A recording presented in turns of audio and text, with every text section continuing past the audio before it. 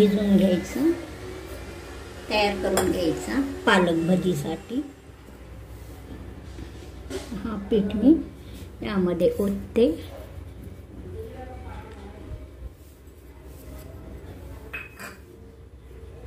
हा लिंबू पावडर थोडासा घालायचा। हा बघा, साधारण अर्धा चमचा आहे तो घालते आधी मी। तिखट घालते मी 1 चमचा, 2 चमचा घेतला आहे पण 1 चमचा घालते। अर्धा चमचा मीठ, अर्धा चमचा हळद पावडर, हा ओवा थोडासा असा हातामध्ये टच करून घालायचा। हा बघा 1 चमचा इतका।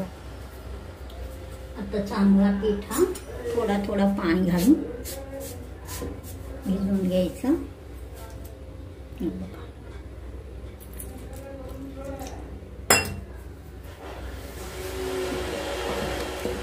जास्त पालक भजी करायचं असेल तर जास्त पीठ भिजवून घ्यायचं। हे सर्व साहित्य म्हणजे मसाले जास्त घालायचं।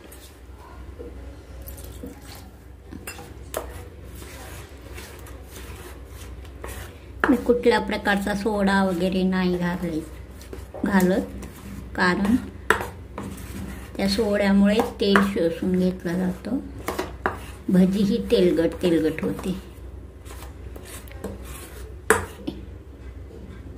एकदम जाड दिसेल असा नारळ घ्यायचा, मग तळायचा। हा बघा, एक पान घेतलेला आहे असा याच्यामध्ये बुडवायचा। हा बघा, व्यवस्थित बुडवून घ्यायचा। चमचा वगैरे नाही वापरायचा, हातानेच व्यवस्थित बुडवायचा। मग आता याच्याने